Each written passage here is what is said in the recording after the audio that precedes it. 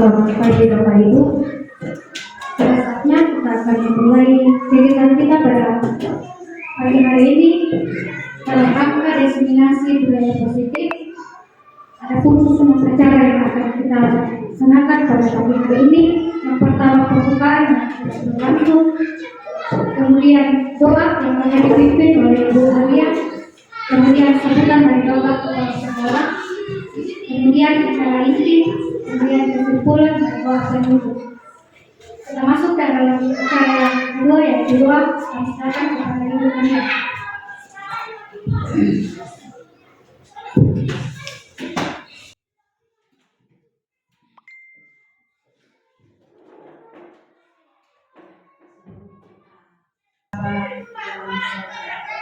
Kami juga berdoa buat saudara kasih kami, Pak Beni. Ya Tuhan, pimpin kita di dalam rencana ini, sehingga rencana-rencana yang Dia akan ambil boleh terlaksana oleh karena kasih setia Tuhan. Tuhan Allah Bapa di surga, kami berdoa buat orang tua Bapak Kepala Sekolah di tempat ini. Ya Tuhan, berikan dan kami sama-sama merasakan pimpinan Tuhan. Tuhan Bapa di surga, sepanjang kegiatan kami hari ini, ya Tuhan, Engkau menuntun kami dan kami, sehingga acara ini boleh selesai dengan baik. Bapa kami di surga, satukan kami Tuhan, sehingga dari tugas pada kami sendiri, kami boleh beriman dengan diri kami sendiri. Tuhan, ampuni segala dan akan makan dalam Kristus kami bersyukur kepada Tuhan. Amin.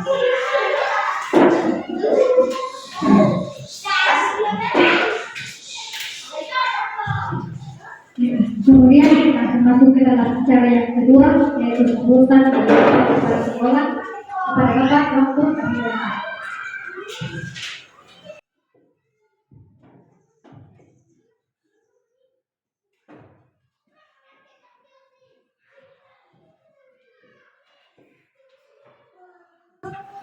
Bapak Ibu guru beserta diseminasi budaya positif yang hadir pada saat ini, yang saya hormati, Bapak Beni sebagai calon guru penggerak yang akan melaksanakan kegiatan pada kesempatan ini, yang juga saya hormati. Salam sejahtera untuk kita semua dan selamat pagi. Mari kita memanjatkan puji syukur kepada Tuhan karena kesempatan ini bisa berlangsung, bisa berjalan, kita bisa berkumpul dengan satu tekad untuk bagaimana cara supaya pendidikan ke depan semakin meningkat dengan adanya kegiatan-kegiatan seperti ini untuk kebaikan anak-anak didik kita, khususnya di debat ini.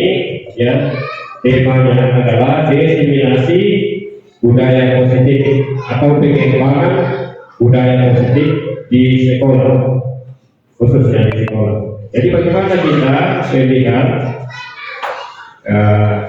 budaya-budaya positif dan itu dikembangkan seperti yang selalu ditekankan, yaitu budaya literasi, budaya numerasi, budaya disiplin, budaya menjaga kebersihan lingkungan, budaya 5S itu, ya, itu semua perlu dikembangkan karena itulah budaya-budaya positif. Dan tak kalah pentingnya juga budaya-budaya mengikuti lomba-lomba kegiatan seperti yang dijalankan Pak Bupati. Jadi berbagai macam kegiatan lomba itu itu adalah suatu budaya positif yang perlu dikembangkan. Saya rasa dengan adanya kegiatan seperti ini yang disampaikan lewat kegiatan seperti ini, ya, khususnya pada Bapak calon guru penggerak, kita bersyukur, kita berterima kasih Bapak Ibu, karena lewat kegiatan seperti ini kita semakin paham, semakin mengerti apa-apa yang harus kita utamakan di dalam kegiatan proses belajar mengajar, khususnya di sekolah kita. Ya, jadi saya kira ini hal-hal penting yang saya sampaikan. Dan yang kedua, saya harap supaya Bapak Ibu guru sungguh-sungguh betul-betul memperhatikan apa yang dipaparkan nanti di dalam materi, kita memahami dan kita bisa melaksanakannya dengan baik, jadi kebaikan khususnya kepada orang kita. Saya rasa itu yang dapat saya sampaikan, ya, karena kegiatan ini sangat penting untuk kita ke depan. Jadi sekali lagi saya harap supaya diperhatikan dengan baik. Kurang lebihnya saya mohon maaf, arahan yang saya sampaikan cukup sekian. Atas perhatian kita saya ucapkan banyak terima kasih. Sekian.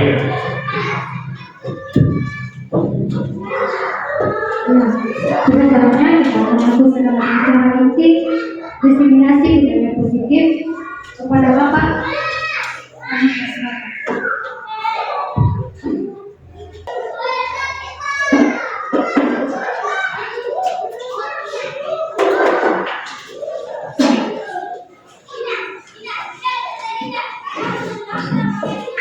Terima kasih Bapak Kepala Sekolah yang saya hormati, rekan-rekan guru dan tenaga pendidikan yang saya hormati pula.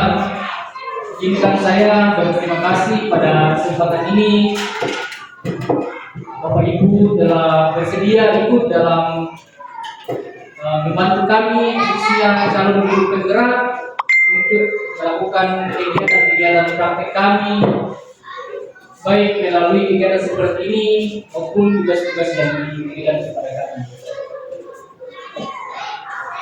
Sebelum saya memaparkan materi, saya menyampaikan bahwa pendidikan guru penggerak itu sebenarnya sangat berat, tetapi jika dilakukan dengan cara berkolaborasi dengan teman-teman CGP dan bahkan dengan rekan-rekan guru di sekolah, itu semuanya bisa dilalui dengan baik. Itu kami sudah rasakan tanpa bantuan rekan-rekan kepala sekolah di sekolah, ini tidak akan bisa berjalan dengan baik. Oleh karena itu, sekali lagi saya mengucapkan terima kasih yang sebesar-besarnya atas dukungan kepala sekolah dan rekan-rekan kepada kami semua. Ya, untuk perkenalan mungkin tidak perlu diperkenalkan lagi. Saya sekarang menjalankan pendidikan calon guru penggerak angkatan 9 di Kabupaten Toraja Utara. Tahun ini seperti yang saya sampaikan tadi, di calon guru penggerak itu ada 10 modul, dan sampai saat ini kami sudah masuk di modul kelima, yaitu budaya positif, di mana kami calon guru penggerak itu diberikan tugas untuk menyebarkan pemahaman tentang budaya positif ke semua guru yang ada di sekolah. Sehingga dalam kegiatan ini kami melaksanakan namanya diseminasi budaya positif.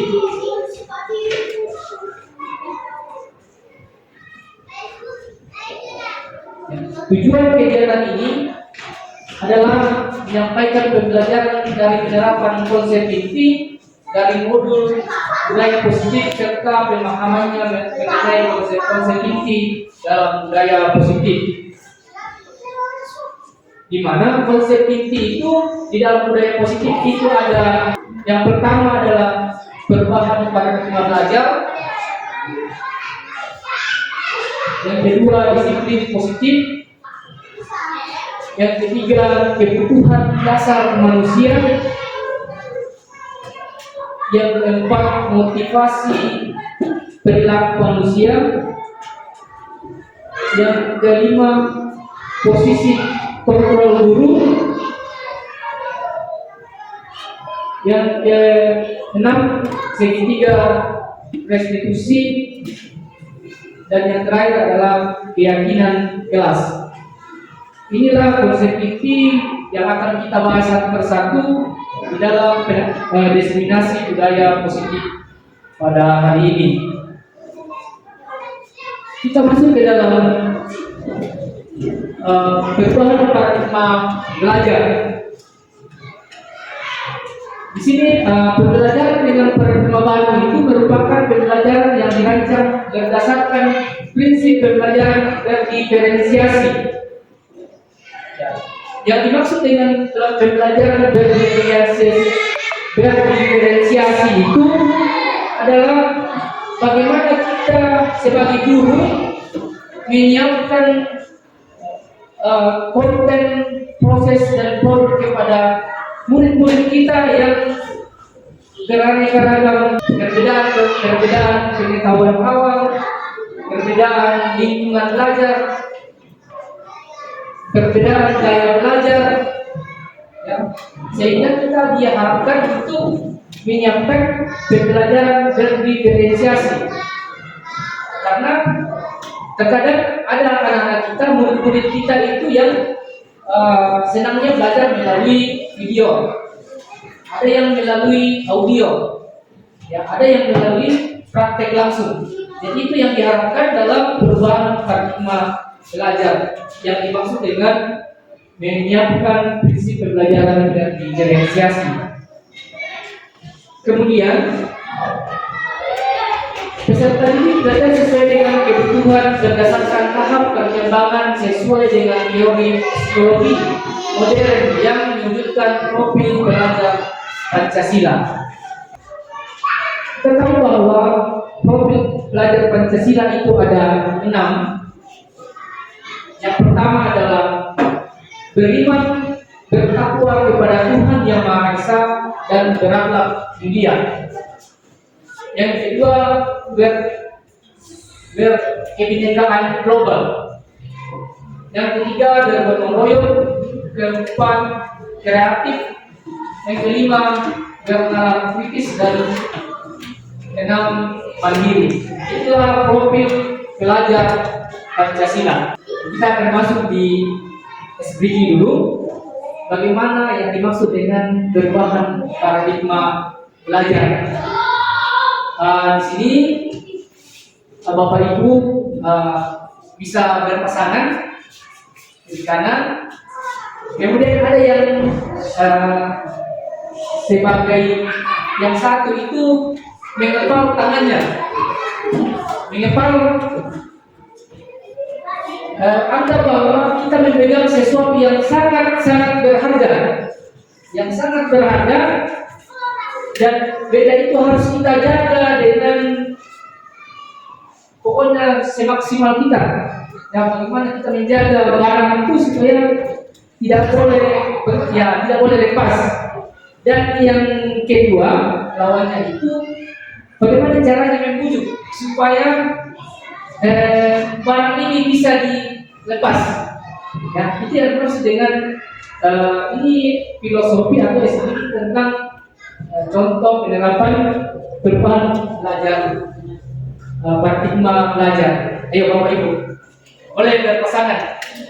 Jadi yang satu dipegang, yang satu bisa membujuk musik. Bagaimana caranya membujuk supaya membujuk supaya dibuka? Nah, seperti itu. Ya, silakan Bapak Ibu. Anda tidak paham. Sekarang oke. Satu boleh bagaimana cara membujuk? Jangan dulu yang kedua. Ya, bagaimana juga? Ya, artinya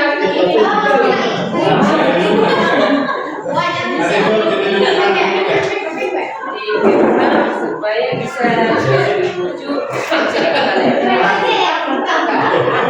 Boleh cara lah. ya. Ini memang bagaimana? Berproses.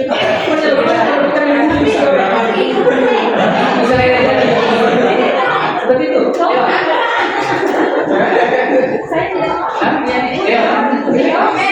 Ya dan bisa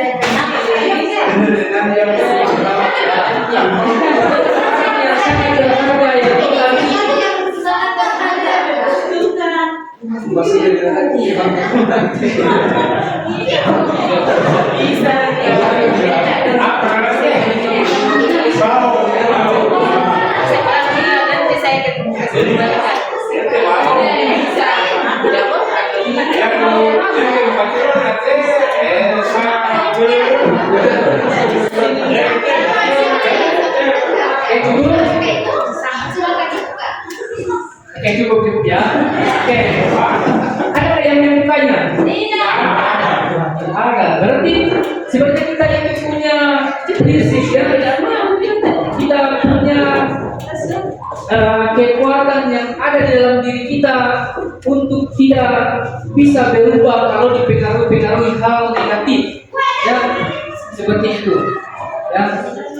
Itulah salah satu speaking tentang perubahan paradigma. Ya, artinya kita bisa memegang teguh apa yang kita yakini benar. Seperti itu. Nah, ini beberapa contoh tentang perubahan paradigma belajar menurut Dr. William Glasser. Yang pertama adalah ilusi guru mengontrol murid. Kita sering berpikir bahwa kita itu bisa mempengaruhi murid kita. Itu yang akan kita pelajari nanti sampai ke bawah, sampai kita mengetahui sejauh mana kita guru dalam mengajar. Yang kedua adalah bahwa semua penguatan positif, efektif, dan bermanfaat. Terkadang juga kita berpikir bahwa apa itu pasti langsung pegang itu, ya itu adalah ilusi kita. Kemudian ilusi bahwa kritikan itu membuat orang merasa bersalah, dapat membuatkan karakter.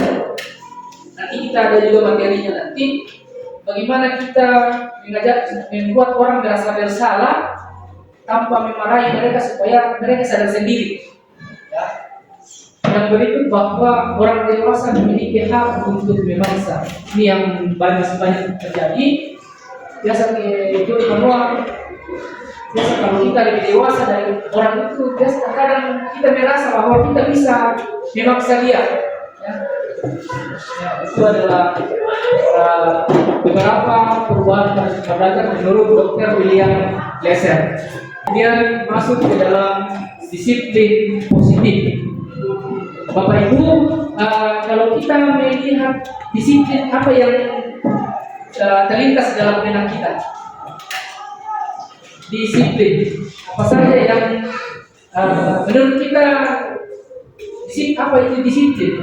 Apa yang kita patuh, apalagi taat, apalagi tepat waktu, ya, disiplin. Ada lagi, ya benar sekali ya, patuh, tepat waktu, disiplin, itu semua berkaitan dengan disiplin positif. Nah, Kebanyakan orang akan menghubungkan kata disiplin dengan kata tertib. Kata tertib, teratur, kepatuhan pada peraturan. Kata disiplin sering juga dibuka dengan hukuman. Padahal suatu hal yang berbeda. Karena belajar dengan disiplin positif tidak harus dengan memberikan hukuman.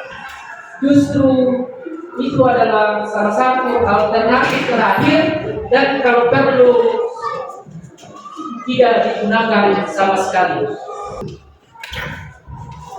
Nah, disiplin positif. Disiplin itu berasal dari kata disiplin yang artinya belajar, ya belajar. Nah, disiplin itu mengacu pada diri yang memiliki tanggung jawab terhadap apa yang dilakukan berdasarkan nilai-nilai yang diyakini.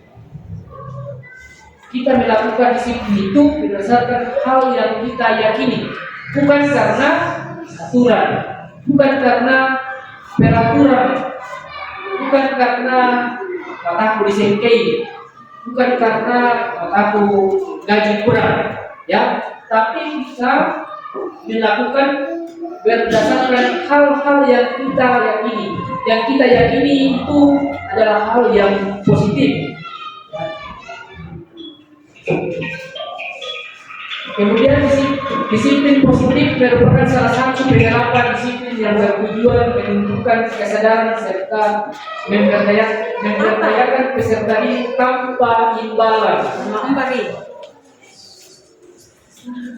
atau penghargaan atau ancaman atau hukuman. Ya, kadang sebenarnya saya juga dulu berpikir seperti ini. Saya adalah orang yang sering memberikan imbalan kepada peserta didik dengan harapan mereka itu bisa melakukan hal dengan baik. Tetapi ini banyak sekali hal negatifnya. Hal negatifnya adalah besok-besok anak-anak kita itu, murid-murid kita itu pasti merasa berharap lagi. Kalau tidak penting, kita mau berbeda. Ya, itu adalah hal negatifnya. Kemudian misalnya mereka diberi tugas pasti yang macam naranya nanti pasti tuntulan damai, ya itulah hal negatifnya. Nah, disiplin positif itu sebagai pendidik tujuan kita adalah menciptakan peserta didik memiliki disiplin diri sehingga mereka berperilaku mengacu kepada nilai-nilai kebajikan universal dan memiliki motivasi intrinsik dalam perubahan perilaku ke arah yang lebih baik. Intrinsik itu adalah motivasi yang muncul sendiri dari dalam hati, bukan dari luar seperti yang telah disampaikan tadi bahwa karena adanya hadiah, karena adanya peraturan, karena adanya imbalan yang akan diberikan sehingga boleh melaksanakan sesuatu kegiatan. Tetapi benar-benar termotivasi dari dalam.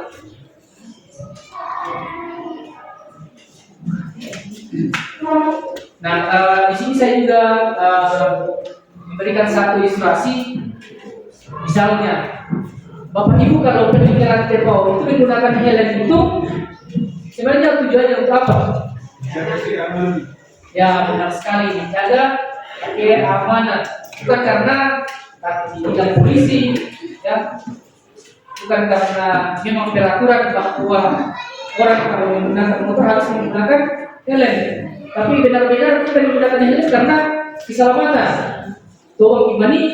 Ya siapa di dekat dulu, ya. Jadi itu tentang motivasi dari dalam. Nah, yang berikut adalah kebutuhan dasar manusia. Kebutuhan dasar kita, kebutuhan dasar manusia itu ada 5. Yang pertama adalah kebutuhan bertahan hidup. Yang kedua adalah kebutuhan kasih sayang dan rasa ingin diterima. Yang ketiga, kebutuhan kebebasan. Yang keempat, kebutuhan kesenangan. Yang kelima adalah kebutuhan kedewasaan. Biasa kita sering berpikir karena sama ini media, padahal mereka tidak ingin punya kesenangan sebenarnya. Di sini memiliki waktu, padahal mereka ingin diperhatikan. Mungkin ada masalah di rumah, dia sekian rumahnya bodoh, dan coba dapat itu tidak padahal mungkin ada sesuatu yang ingin disampaikan. Ya, mereka butuh perhatian. Saya biasa juga bisa dia diperhatikan, biasa mereka bisa. Mereka yang lain juga itu diperhatikan. Oke, kita akan bawa satu persatu. Yang pertama adalah bertahan hidup.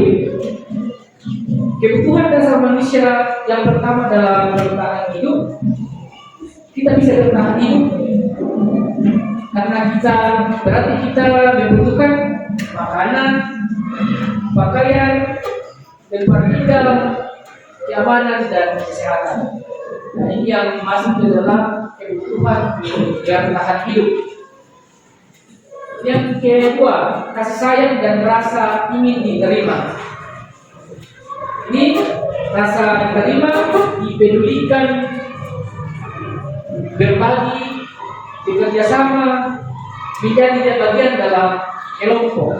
Ya, biasa juga Indonesia biasa kurang jauh berkira, dan memang di malahan bagian lek betul sih abang mau dia dikatakan mau buatkan kalau bisa jauh itu kalau bisa kita berikan apa namanya dicoba, tapi tidak dipaksa. Nanti kalau sudah katakan tidak bisa baru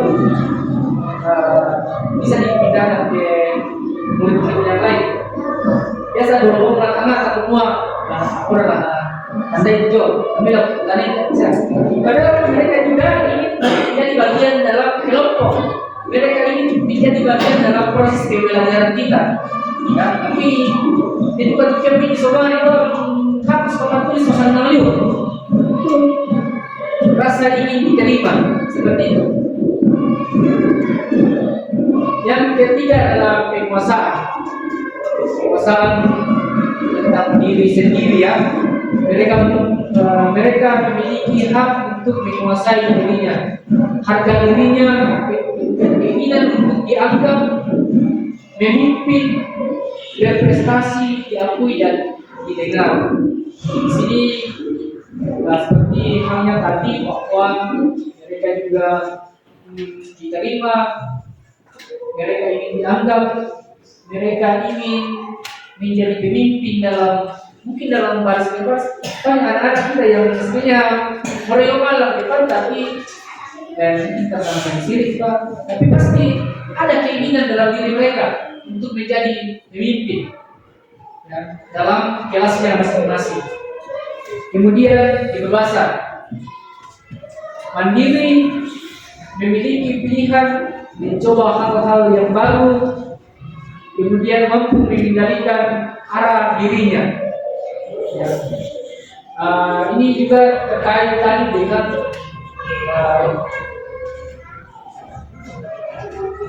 yang saya jelaskan tadi bahwa kita tidak bisa mengontrol sepenuhnya murid-murid kita. Mereka juga itu mampu mengendalikan dirinya ke arah yang mereka inginkan. Terus biasa ini nanti kok di pojok mau pesta sama lena ya. Sebab kita memberikan aturan yang kita buat sendiri, bukan keyakinan mereka. Ya, bukan karena mereka yakin bahwa akan kembali ke pesta, ketinggalan pada pelajaran, kemudian apa dulu itu udah betul, ya. Tetapi tapi nalaiman itu tidak mau lima pesta. Jadi itu namanya peraturan. Kemudian yang terakhir adalah kesenangan. Kesenangan dalam hal ini adalah bermain, humor, antusiasme, kemudian tertawa. Biasa tiba-tiba murid-murid kita tertawa, biasa langsung disengke. Ya, biasa dituang kita ketawa. Padahal mungkin ada hal yang mereka senangi sehingga mereka tertawa. Dan alangkah baiknya kalau saya ketawa bisa ikut apa lucu, kan? Karena apa ketawa bisa datang kebutuhan, kan? Seperti itu. Jadi mereka punya kebutuhan dasar itu terakhir adalah kesenangan. Yang berikut adalah motivasi perilaku manusia. Kita lihat ada dua motivasi perilaku manusia. Yang pertama adalah motivasi ekstrinsik, kemudian motivasi intrinsik. Motivasi ekstrinsik ini itu terkadang kita lakukan hanya untuk menghindari ketidaknyamanan atau hukuman. Yang kedua adalah untuk mendapatkan imbalan atau penghargaan dari orang lain. Menghindari ketidaknyamanan atau hukuman ini berkaitan dengan peraturan, ya, berkaitan dengan peraturan. Misalnya, contohnya saya tidak mau terlambat datang karena memang aturan kita adalah jam sekian kita apel. Maka mengenai nasi diri bapak ibu guru, ya, itu adalah motivasi X atau dari luar.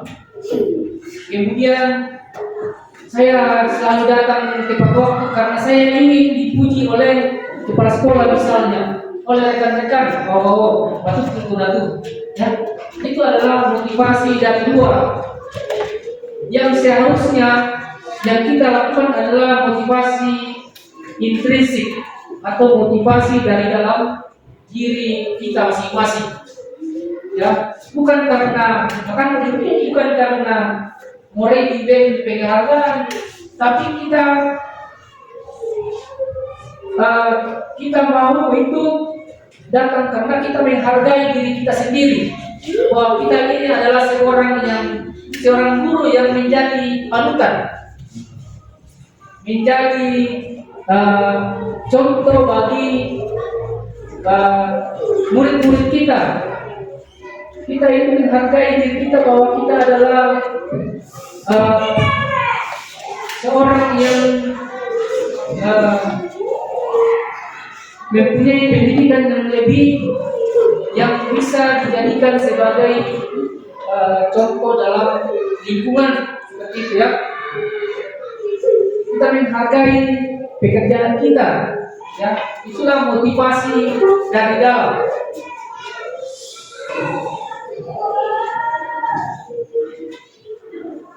Nah, ini adalah motivasi ekstrinsik atau dari luar, yaitu untuk menghindari ketidaknyamanan atau hukuman. Ini adalah tindakan terendah dari motivasi perilaku manusia. Biasanya orang yang motivasi perilakunya untuk menghindari hukuman atau ketidaknyamanan akan bertanya, apa yang akan terjadi bila saya tidak melakukannya? Ya, biasa ditantang gitu, kira-kira apa gunanya kita itu mati dalam sekolah. Kira-kira apa yang terjadi kalau saya melanggar peraturan itu? Kira-kira apa yang terjadi kalau saya tidak pakai merek keras misalnya? Sebenarnya mereka itu sedang menghindari permasalahan. Takwa itu menjadi begitu bermasalah. Makanya kita melakukannya. Nah, permasalahan yang sering muncul dan mempengaruhi pada mereka secara fisik, psikologis maupun tidak terpenuhinya kebutuhan mereka. Ya, seperti tadi ya, menakut itu bangkit, menakut itu laptop, makanya kita pakai telepon. Kemudian psikologi, menakut itu kira-kira sholat atau terlambat di menakut itu ditegur misalnya seperti itu ya. Kemudian maupun tidak terpenuhinya kebutuhan. Nah, beda siapa tuh sekarang itu biasa di daerah lain itu misalnya kalau terlambat gaji dipotong misalnya itu adalah motivasi dari luar saja. Kemudian yang motivasi yang kedua ini pasti motivasi ekstrisik atau dari luar, itu hanya untuk ingin mendapatkan imbalan atau penghargaan dari orang lain. Ini satu tingkat di atas motivasi yang pertama. Di sini orang berperilaku untuk mendapatkan imbalan atau penghargaan dari orang lain. Dengan motivasi ini akan bertanya apa yang akan saya dapatkan apabila saya melakukannya. Dia tuh di bagian ini mereka selalu berpikir semua apalah bapak apa dulu orang hotel ya minimal mau di madok tuh ya kita ingin menitop tentang itu adalah ingin mendapatkan imbalan, kemudian selalu mengharapkan penghargaan dari orang lain. Biasa untuk beratu yang seperti itu ya. Itu motivasi dari luar. Nah, ini yang motivasi yang kita inginkan itu untuk menjadi orang yang merasa ingin dan menghargai dirinya sendiri. Mereka yang dihargai dengan nilai-nilai yang mereka percaya, yang kita percaya. Orang dengan motivasi ini akan selalu bertanya, akan menjadi orang seperti apa bila saya melakukannya? Ya toh. Akan seperti orang seperti apa jika saya melakukannya? Mereka melakukan sesuatu karena nilai-nilai yang mereka yakini dan hargai. Kemudian ini adalah motivasi yang akan membuat orang memiliki disiplin positif karena motivasi dari perilakunya bersifat intrinsik bukan ekstrinsik. Ya. Jadi perilaku itu muncul dari dalam bukan dari pengaruh dari luar. Nah, ini adalah contoh hukuman dan sanksi atau konsekuensi. Ini ada identitas gagal, ada identitas sukses. Ya, identitas gagal itu misalnya hukuman. Hukuman itu suatu yang menyakitkan harus terjadi, ya. Kemudian tidak nyaman untuk murid untuk jangka yang panjang. Biasa tidak letak lubang, ya. Kemudian korban mendapatkan keadilan, kemudian murid akan tersakiti, kemudian perilaku pasif agresif akan meningkat. Hukuman itu bukan hanya berbentuk fisik, tapi juga verbal. Jadi sana verbal ke kata-kata ku, jangan kodako, ku sambang kodako, itu hukuman dalam bentuk verbal. Dan itu biasa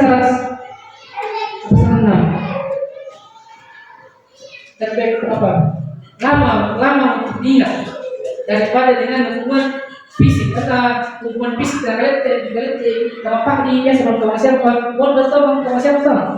Tapi ada kadang-kadang ini Ya biasa orang itu kan di bapak itu orang-orang di luar ada semua bapak ini pengen guna kata-kata ini, ya itu adalah hukuman verbal dan itu dampaknya itu lebih lama daripada hukuman fisik. Nah ada di sini ada identitas sukses atau disiplin. Ini ada konsekuensi dan ada restitusi. Nanti kita juga ada pembahasan tentang apa itu restitusi. Oke, kemudian konsekuensi itu misalnya sesuatu yang harus terjadi. Ya, misalnya kita sudah sepakati bahwa di kelas ini tidak kalau terlambat disuruh menghapus papan tulis. Itu harus terjadi karena kita sudah sepakati. Sudah menjadi kesepakatan kita di dalam kelas. Kemudian kalau di restitusi merupakan itu pilihan. Bisa pada di sotekel itu restitusi. Tapi kita ada 3 cara restitusi itu nanti akan dijelaskan juga di slide berikutnya. Kemudian tidak nyaman untuk murid dalam jangka pendek, ya. Tadi kalau di hukuman itu jangka panjang, kalau konsekuensi itu jangka pendek. Saya biasa tidak sambaki karena konsekuensi biasa sudah dimakan atau dikuat. Tidak masalah, tidak masih mau ikut ada semua, ya terlambat rampok susi kita. Jadi biasa langsung masih saja kok. Beda kalau hukuman. Kalau hukuman itu dia terlambat, saya tanpa dipepelak tanpa diberitahu bahwa kalau terlambat itu begitu konsekuensinya.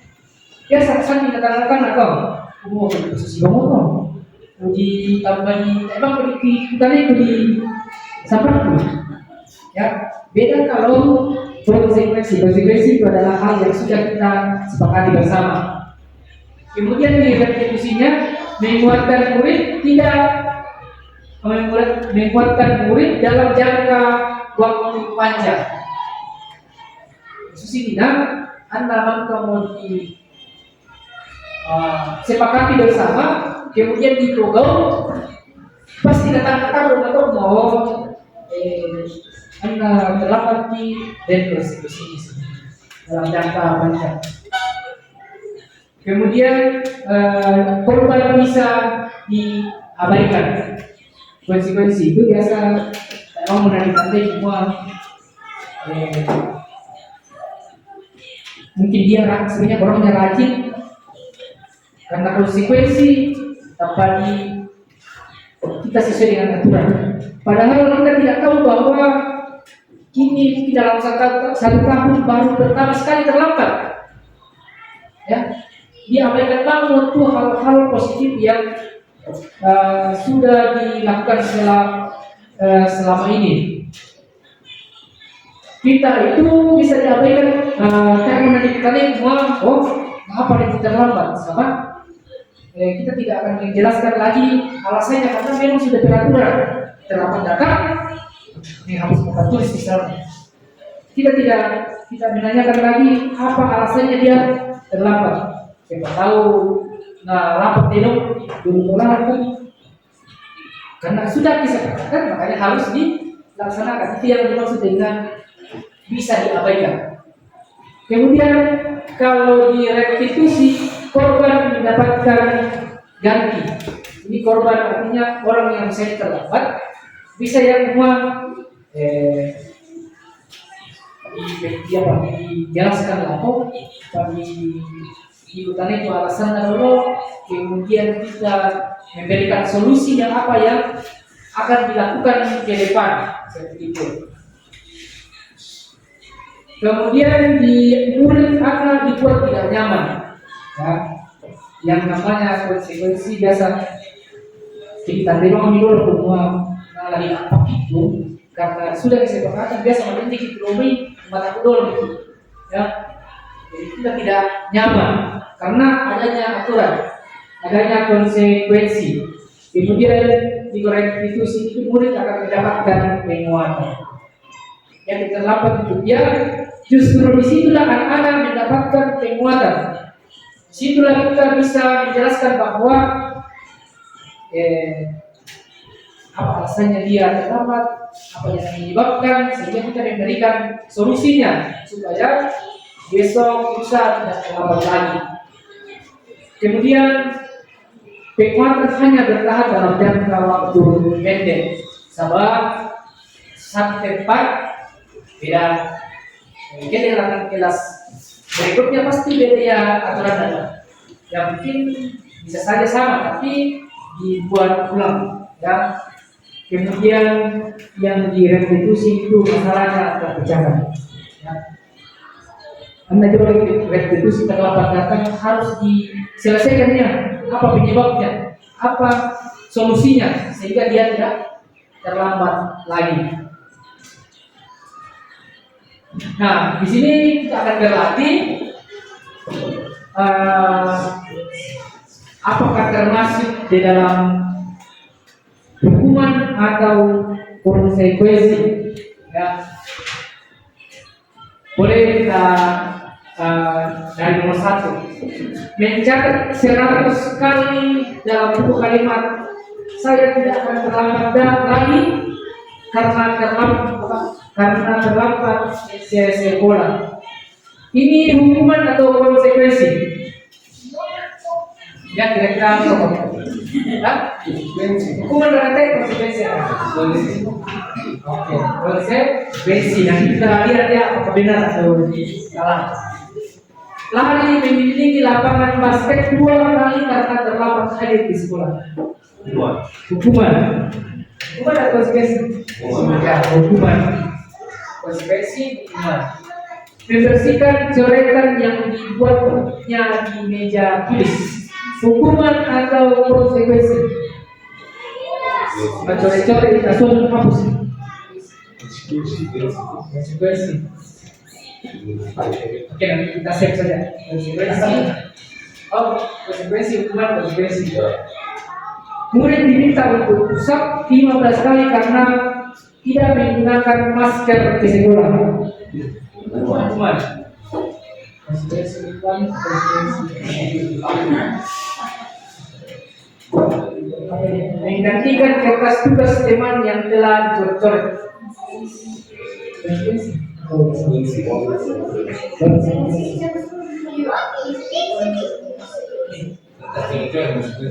Bertemu di lapangan basket pukul 12 siang ketika mengobrol dengan temannya.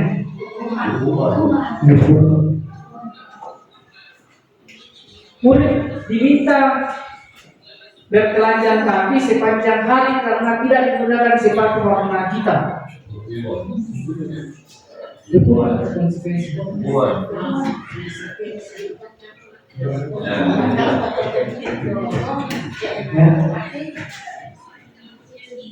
Kemudian berdiri di depan kelas sambil mengangkat kaki satu karena tidak bisa menjawab pertanyaan. Hukuman. Kemudian membersihkan tumpahan air di meja tulis karena tersenggol pada saat belajar. Oke, kita lihat jawabannya.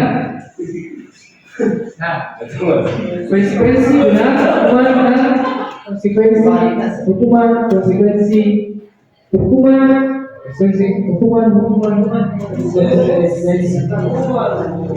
Oke, saya akan jelaskan sedikit. Saya tidak bisa menjawab karena kalau konsekuensi itu kita harus sepakat dulu. Nah itu kalau kita tidak tahu apa kita sudah sepakat yang nomor 1 di atas itu ya kalau kita sudah sepakat dengan siswa yang nomor 1 itu konsekuensi yang sudah benar. Ya itu lari mengimling lapangan basket 2 kali karena terlambat hadir di sekolah bisa juga konsekuensi kalau kita sudah sepakat dengan murid dulu. Baiknya, itu yang akan saya jelaskan. Kenapa di sini ada konsekuensi? Sebenarnya tadi saya juga sempat dengar bahwa dari Pak Muson bahwa tergantung kesepakatan. Di sekolah itu diharapkan kita tidak menggunakan hukuman konsekuensi atau apapun, tidak diperbolehkan yang berkaitan dengan fisik. Ya, misalnya mana ya, lari. Ini tidak, walaupun kita bersepakat tidak boleh dimasukkan ke dalam kesepakatan itu yang memilih lapangan, itu karena berkaitan dengan fisik seperti itu. Kemudian pusat, walaupun anak-anak kita terlambat pusat kan 15 kali, itu tidak boleh. Ya, mana lagi berjemur di lapangan. Ya biasa dapatnya orang dari lapangan ke lapangan kan itu tidak boleh. Ya penjelasannya ya. Ya kalau membersihkan ketumpahan air di meja, itu kan tidak berkaitan dengan walaupun dia ya. Kita masuk ke dalam posisi kontrol guru. Ada 5. Sebelum saya jelaskan, kira-kira kita di bagian mana? Apakah kita sebagai pendukung? Apakah kita sebagai pembuat merasa bersalah? Apakah kita sebagai teman? Apakah kita sebagai pemantau? Apakah kita sebagai manajer? Oke. Ya. Nah, saya sudah tadi dalam pikiran saya bahwa posisi itu adalah teman. Tetapi nanti kita jelaskan apa dampak negatifnya dari teman, apa dampak positifnya seperti itu ya. Kita akan bahas dan yang pertama adalah penghukum. Penghukum itu adalah seorang penghukum bisa menggunakan hukuman fisik atau verbal. Ya, kita biasa bawa dulu masa baki, makalete, itu berarti kita masuk di dalam posisi kontrol penghukum. Nah, dampaknya adalah kemungkinan murid sakit sakit hati, marah dan mendendam. Pasti saya kira kan karena kembali, kemudian sakit hati, kemudian marah dan mendendam. Yang berikut, posisi yang kedua adalah membuat merasa bersalah. Guru akan bersuara lebih lembut, namun membuat orang lain merasa tidak nyaman dan bersalah atau rendah diri. Ini nanti kita juga pelajari kata-kata apa yang kita gunakan kalau kita di dalam posisi membuat merasa bersalah. Ini dampaknya adalah murid akan merasa lebih bersalah karena mengecewakan bapak gurunya. Biasa dia buat terlambat terlambat. Karena kita sudah sepakat semua, kita tidak terlambat datang di sekolah. Pasti datang betul itu, ya. Itu benar sekali ya. Yang berikut sebagai teman ini, Moses ya. Guru pada posisi ini tidak akan menyakiti murid, ya, temannya tidak akan menyakiti murid, melainkan menggunakan hubungan baik, humor untuk mempengaruhi murid. Tapi apa dampaknya? Tentu ada dampak positif, ada negatifnya juga. Positifnya itu murid akan merasa senang dan akrab dengan gurunya. Gimana ini gitu loh, biasa begini. Sampai dia akrab seperti teman. Ini dampak positif. Hanya saja ada dampak negatifnya. Ini negatifnya adalah murid akan tergantung kepada guru tersebut. Bila ada masalah, maka dia akan merasa bahwa guru tersebut bisa membantunya. Kemudian akibat lain adalah murid tersebut akan melakukan sesuatu bila yang menyuruh guru tersebut. Biasa kemusingan coba dia biasa guru tuh karena sama dia kebaikan itu adalah dampak negatifnya. Nah tadi itu yang itu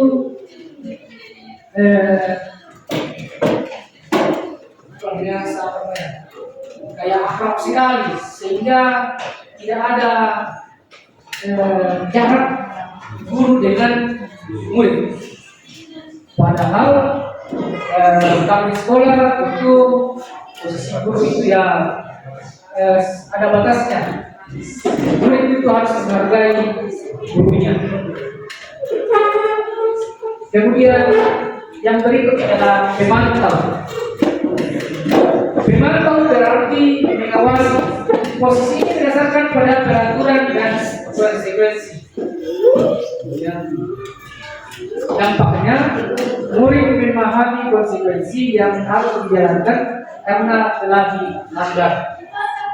Salah satu peraturan sekolah, guru tidak menunjukkan suatu emosi yang berlebihan. Berlebihan marah, tetapi murid dibuat tidak nyaman. Misalnya harus tinggal di kelas pada jam istirahat, mengerjakan tugas yang belum selesai. Kita di posisi ini biasa, gimana mau karena jangan benar, sering kalau tidak mengerti. Kita mau kasih karena sudah tertuang di dalam peraturan. Artinya biasa kayak kita melaksanakan mana di aturan apa yang telah kita sepakati. Kemudian yang terakhir manajer. Guru berbuat sesuatu bersama murid, mempersilahkan murid bertanggung jawab, mempertanggungjawabkan perilakunya, mendukung murid menemukan solusi dari masalahnya. Ini posisi yang diharapkan kepada kita semua. Kita adalah sebagai manajer untuk murid-murid kita. Murid-murid kita itu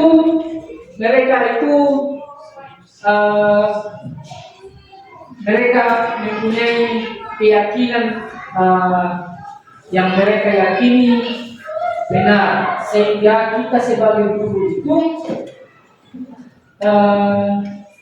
hanya sebagai manajer mereka.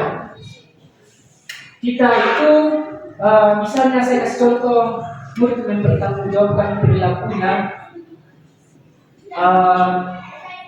bukan berarti mempertanggungjawabkan dalam hal konsekuensi yang telah kita buat, tetapi mempertanggungjawabkan dalam hal tidak mengulanginya lagi. Kita memberikan solusi sehingga misalnya mereka terlambat datang, kita bisa bertanggung jawab, kita bisa mempersilahkan untuk bertanggung jawab bahwa terlambat datang itu tidak akan dilakukan lagi. Ya, itu adalah posisi manajer.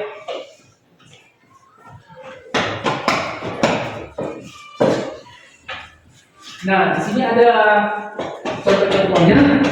Contoh penerapan 5 posisi kontrol guru. Nah, di sini kasusnya adalah siswa tidak memakai atribut lengkap pada saat upacara bendera. Kasusnya siswa tidak memakai atribut lengkap saat upacara bendera. Orang yang sebagai penghukum pasti langsung hormat pada bendera selama 1 jam. Itu posisi penghukum. Kalau orang di posisi membuat merasa bersalah, dia akan mengatakan, berapa kali ibu harus memberitahu kamu, kamu selalu saja mengecewakan ibu. Ya, orang membuat merasa bersalah. Ya, kalau itu muridnya, ya, lambat. Kemudian posisi teman, ayo dong, ikuti aturan sekolah, tolong bantu ibu, ya sekali ini saja. Ya sudah, tidak apa-apa, lain kali jangan berbuat begini. Ya, jadi jangan lakukan yang posisi teman. Ayo dong ikuti aturan sekolah, tolong bantu ibu sekali ini saja. Ya sudah, tidak apa-apa, sekali jangan berbuat begini. Tapi karena merasa bahwa temannya pasti besok nih lakukannya. Nah, merasa bahwa temannya. Kemudian sebagai pemantau, guru di posisi ini hanya mengatakan kamu sudah melanggar peraturan sekolah, kamu harus tahu konsekuensi saat berbicara. Kamu demokrasi beli dan jangan di ini untuk namanya. Ya, ini karena tinggal menjalankan peraturan sama angka menegarakan. Kita dulu kita sih karena bagaimana kita harus marah karena kita sudah tuangkan dalam peraturan. Dan peraturan semua ya konsekuensinya atau melanggar. Kemudian sebagai manajer yang harus dilakukan, apakah kamu tahu kesalahanmu? Kira-kira bagaimana kamu memperbaiki kesalahanmu? Jadi biaya di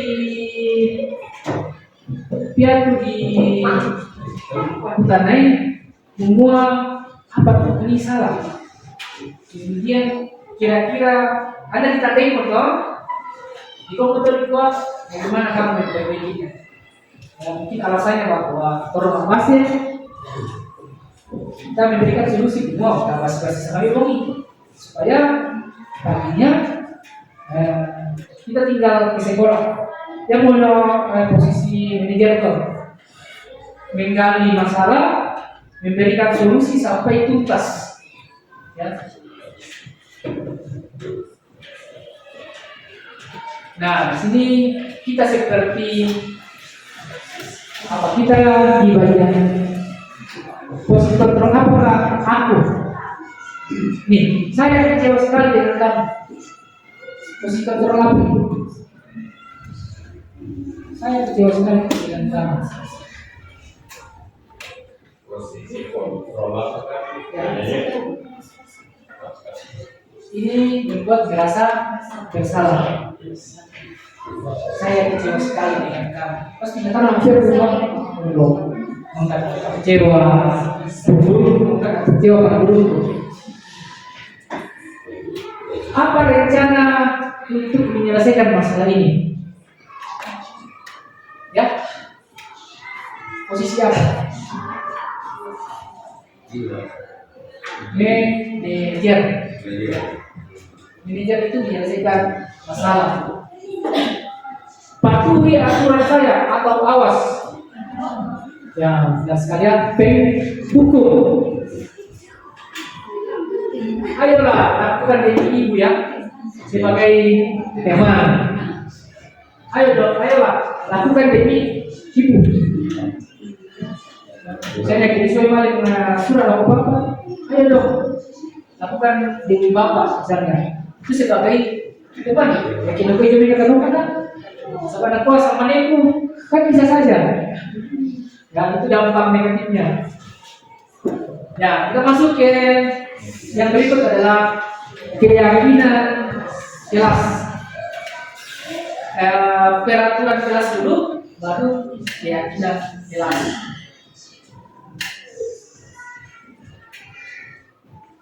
Mengapa keyakinan jelas bukan peraturan jelas? Kalau peraturan itu biasa bersifat banyak tertulis, tapi tidak dipahami oleh murid karena peraturan itu biasa kita yang buat. Kalau keyakinan itu akan munculnya dari dalam hati kita, dari diri siswa masing-masing, sehingga saya pernah bahwa itu kesalahan dan tadi mau Mau salah tuh di bawah. Nah, ini ada pertanyaan. Mengapa kita memiliki peraturan tentang menggunakan helm saat mengendarai roda 2? Kemungkinan jawabannya adalah keselamatan. Mengapa kita memiliki peraturan tentang menggunakan masker, mencuci tangan setiap saat? Kemungkinan jawabannya adalah kesehatan dan keselamatan. Bukan aturan tapi keyakinan. Keyakinan kita bahwa saya pakai masker karena sakitnya bukan karena ada peraturan pemerintah bahwa didenda sekian kalau tidak menggunakan masker. Semua orang akan lebih tergerak dan bersemangat untuk menjalankan keyakinannya daripada hanya sekedar mengikuti serangkaian peraturan tanpa makna, tertulis tanpa makna. Murid-murid pun demikian, mereka perlu mendengarkan dan memahami arti sesungguhnya tentang peraturan yang diberikan. Apa nilai-nilai kebajikan di balik peraturan tersebut, apa tujuan utamanya, dan menjadi tidak tertarik atau takut sehingga hanya sekedar mengikuti serangkaian peraturan-peraturan yang mengatur mereka tanpa memahami tujuannya. Contohnya seperti ini, kita itu memberikan aturan kepada siswa kita bahwa kita harus menggunakan sepatu hitam ke sekolah. Kira-kira apakah kita pernah menjelaskan kepada siswa bahwa kalau kita menggunakan sepatu hitam seperti ini, yang sampai ini misalnya dari siswa bahwa harus menggunakan sepatu hitam. Kita bisa menjelaskan bahwa kita menggunakan sepatu hitam supaya seragam, tidak ada yang merasa lebih dari temannya. Sebenarnya sebarang atau dia mau sepatu warna pink, sepatu warna emas misalnya kalau orang kaya, ya seperti itu. Jadi itu kita jelaskan bahwa itu demi keseragaman atau supaya kemudian mungkin kita bisa menjelaskan bahwa kalau kita kan tidak terlalu cepat kotor seperti itu. Jadi warna tanda yang itu semua goyang kayak sebelah rota kemudian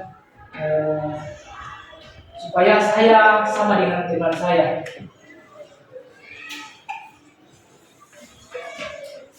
Nah, kemudian ini cara dalam membentuk keyakinan kelas.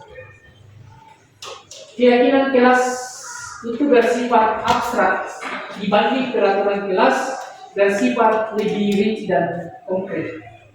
Ya peraturan apa namanya keyakinan kelas itu bisa satu keyakinan bisa mewakili banyak peraturan. Ya, misalnya contoh keyakinan kelas itu datang tepat waktu.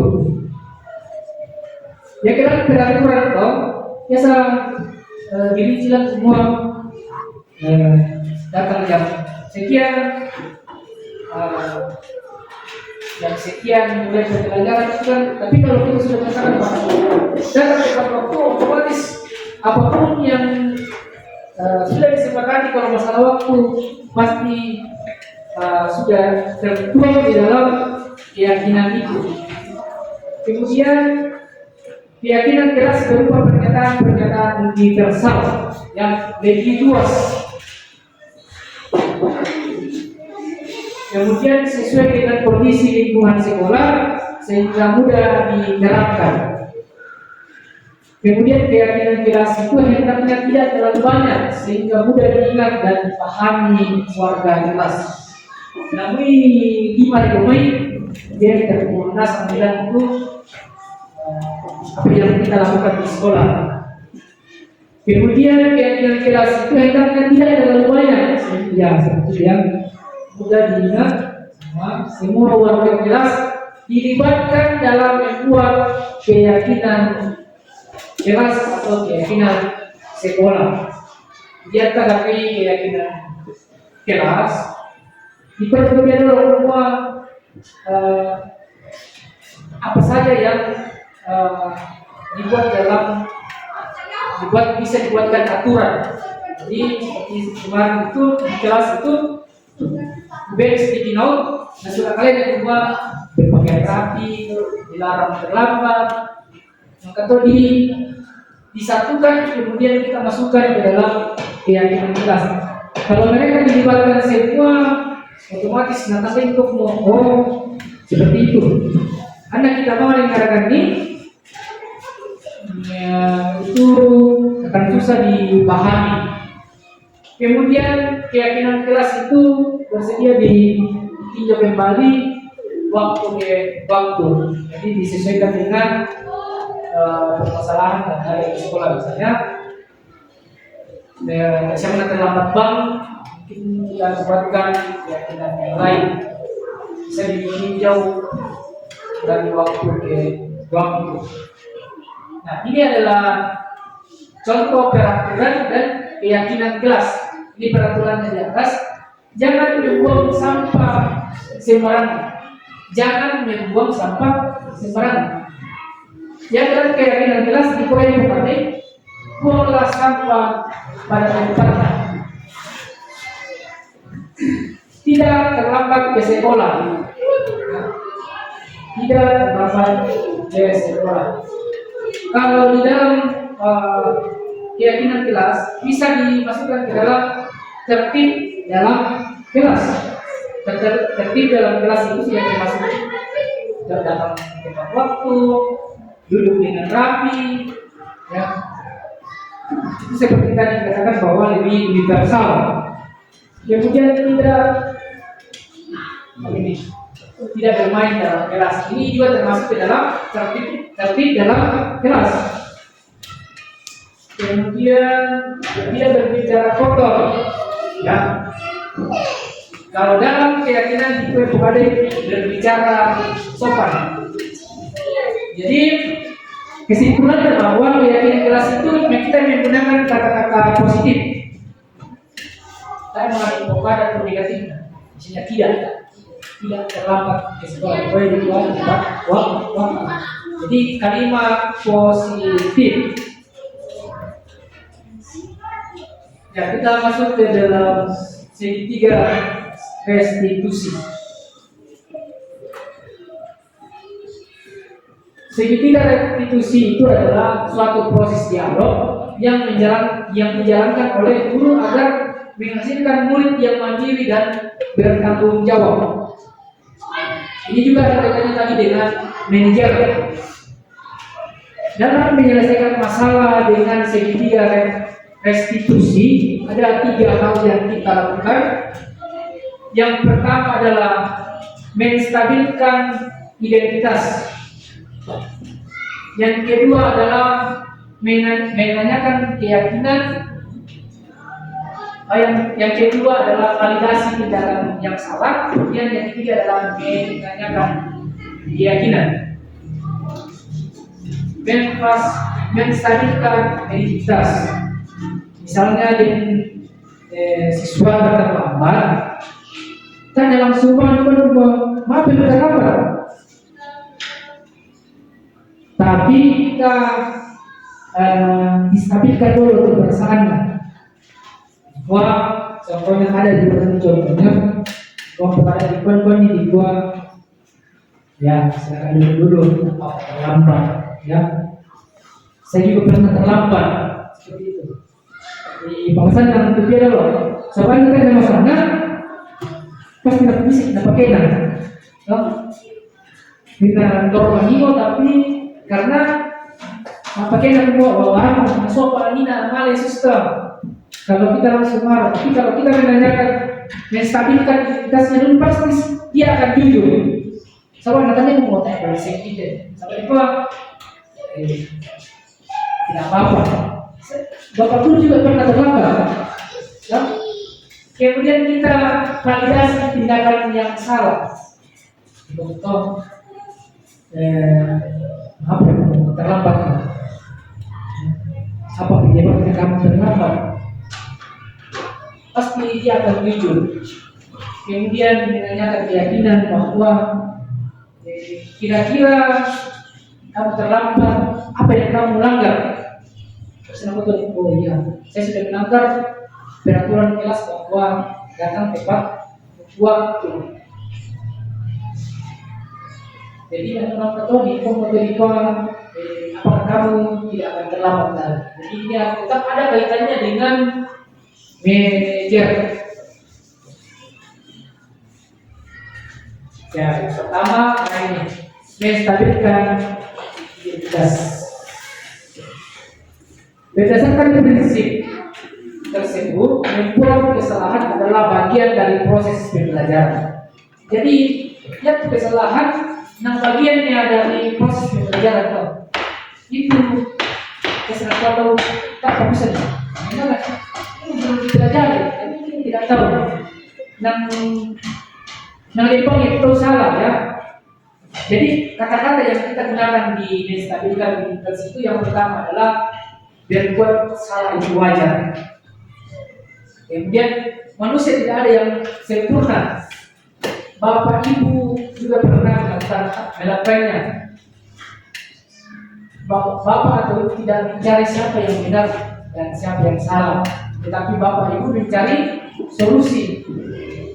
Kamu berhak merasa begitu. Ya tentu kata-kata bisa digunakan di dalam menstabilkan identitas. Kemudian yang kedua adalah kita memvalidasi tindakan yang salah berdasarkan perilaku. Setiap perilaku berupaya memenuhi suatu kebutuhan tertentu. Jadi ada itu masalah pasti ada penyebabnya. Pasti ada yang membuat kita melakukan hal yang salah. Jadi kata-kata yang bisa digunakan adalah kamu pasti punya alasan mengapa kamu melakukan itu. Kamu pasti punya alasan mengapa kamu melakukan itu. Kemudian kamu melakukannya karena mempertahankan sesuatu yang penting bagimu. Nah, ya, siapa tahu sekalian waktu ini kalau sekali surat bukanlah bahwa kamu melakukan kamu pertahankan sesuatu yang penting bagimu. Sabar, mungkin sama ya, potongan yang ketiga adalah padahal kamu bisa melakukan hal yang lebih buruk dari itu. Ya, ini misalnya disediakan. Ini kalau bisa dibuat, oh ya, terima kasih. Kamu hanya berteriak-teriak misalnya. Oh nanti siapa kami bisa tidak seperti itu ya. Kamu tidak melakukan hal yang lebih buruk. Nah misalnya bisa dibuat oh terima kasih. Yang manusia itu daripada misalnya terlambat datang, ya terima kasih kamu sudah datang. Walaupun terlambat, daripada tidak bisa kasih, ya seperti itu. Kemudian menanyakan keyakinan. Berdasarkan prinsip teori ini, pada saat kita termotivasi secara intrinsik dari dalam. Pertanyaan yang kita gunakan adalah apa keyakinan kelas kita yang telah melanggar. Jadi ikutannya kira bahwa apa yang kamu sudah langgar. Kemudian nilai-nilai apa yang telah kita sepakati bersama. Kemudian kamu mau menjadi seperti orang seperti apa? Jadi seperti dia menjadi dokter, misalnya terlambat datang dia menjadi dokter kan bisa menjelaskan ke rumah. Jadi dokter kita tidak boleh terlambat, karena terlambat 1 menit nyawa bisa melayang seperti itu. Ya, kita bisa menjelaskan apa dampak dari ketidaktahannya. Atau misalnya kenapa dia melakukan hal itu. Pokoknya semua masalah apapun dilakukan dengan cara restitusi. Oke, sekian penyampaian dari saya. Sekali lagi saya mengucapkan terima kasih kepada khususnya kepada kepala sekolah yang telah memberikan izin untuk melaksanakan destinasi ini, dan kepada rekan-rekan Bapak Ibu tenaga pendidikan yang telah mengikutinya dengan baik. Mudah-mudahan budaya positif ini kita pelan-pelan rubah, lakukan demi untuk kemajuan pendidikan di sekolah kita. Sekian dan terima kasih. Saya kembalikan ke moderator.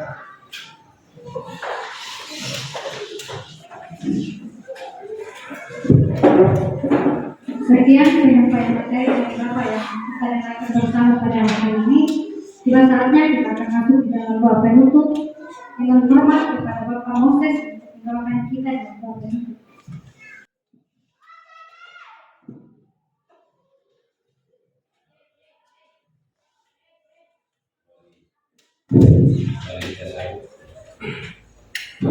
Ya, mari kita berdoa.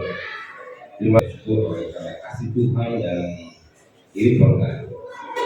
Istimewa dalam pembelajaran kami pada saat ini yang dilaksanakan oleh teman-teman kami.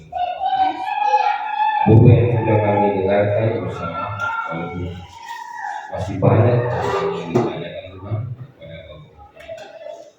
Biarkan dari mendatang kami boleh lebih mengetahui, lebih mengenal, dan kami tahu apa yang kami lakukan bagi kemajuan di sekolah kami.